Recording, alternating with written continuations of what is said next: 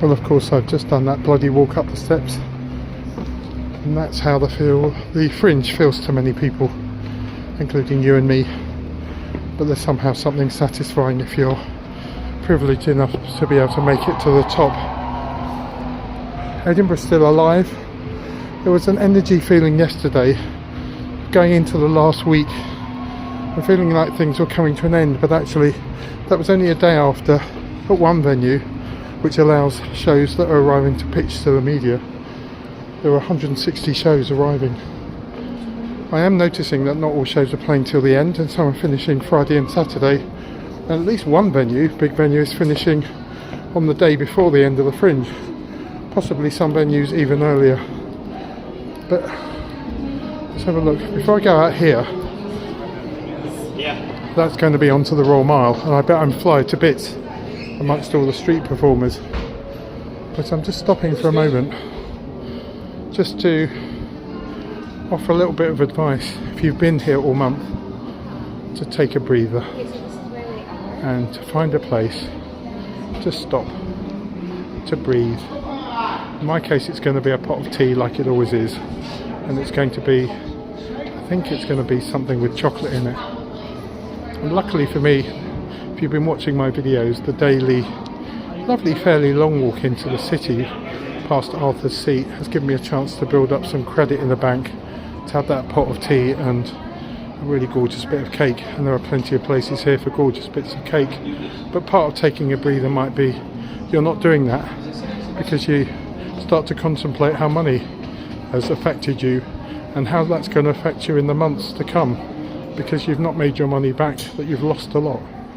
And I'm angry. I'm angry because I spoke to one performer who paid, I think, £4,000 for a 25-seater venue and wasn't even able to have a hope, even with pretty much full houses, to make even that back before eating into all the travel, all the food, the living costs, the PR. And PRs, I'm hearing, can charge £3,500 for a small show. And more videos to come on the role of PR and how to avoid using a PR company at the Edinburgh Fringe if they're charging that amount of money.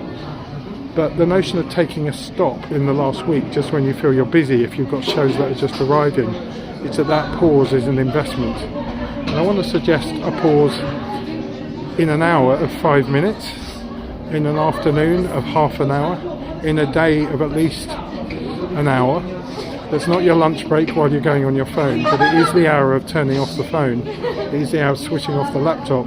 It's the hour of not thinking about Fringe. And sometimes the not space actually becomes the investment of energy. It's the void that actually starts to fill with possibility. And so I've noticed it a little bit, the quiet people walking amongst the crowd just suddenly stop and look around them. And actually people start looking at them because it's such a weird thing not to be moving during the Fringe. I've just stopped here by a thank you for visiting sign.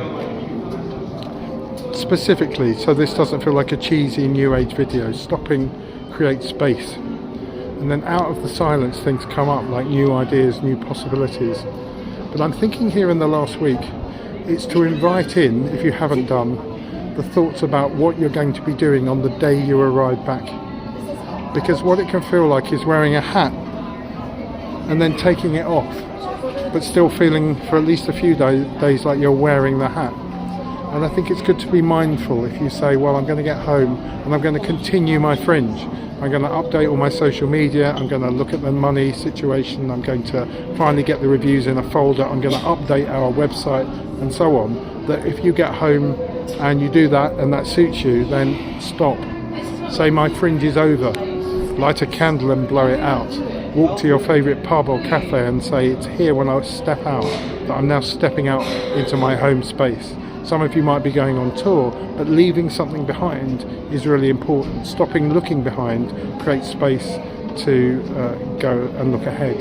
And being just in a state of present-minded busyness, I think it was the great Helen Keller who talked about if we reach with one hand into the past and with one hand into the future, we have no hands to grasp today.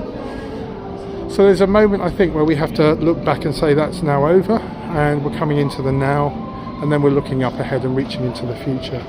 And in that hour of silence where you do nothing, you might just find bubbling, a bit like alchemy, chemicals combined with human will and thinking and stuff. And imagination is that out bubbles the new idea, the new impulse, the ideas for doing something different. But interestingly, I think it's not a good thing to do is to wait until you get home to start looking up ahead, but to at least plant seeds into the future. And so if you bump into me, you'll find, and it's not particularly deliberate, I'll say, what kind of fringe have you had? And I'll say, oh, what are you going to be doing? And it doesn't have to be fixed, but it's to remind us that imagining ahead, planning ahead. There are certainly people very busy right now booking their tours, phoning up from every business card they might have collected at networking events. But I think sometimes that chain of busyness is just too laden with the constant timeline that's never stopped. And so walking up the stairs I just did, I just found a quiet place. And what I would be doing if I wasn't recording this is, before I head into the noise of the Royal Mile, is I might just find in this hour 5 minutes to do absolutely nothing. And that's what I intend to do now, is to be the still person. And as things come into my head immediately, you know, shall I check my Instagram? Where am I going? Who am I meeting? It's just to allow, if it's possible, all of that to fall away. It's nothing mystical. It's just a health thing that sometimes, you can't eat constantly. Sometimes stopping and breathing in the world that is still there is a really good thing to do. And I've been managing to do that on my walk into the next to Arthur's Seat. You see me recording these videos, but I get to the top. And actually it's good because I take a breather, but it's not a breather to gather my thoughts, it's a breather to do absolutely nothing. And out of the nothing is quite miraculous. Comes all sorts of things you never thought of before.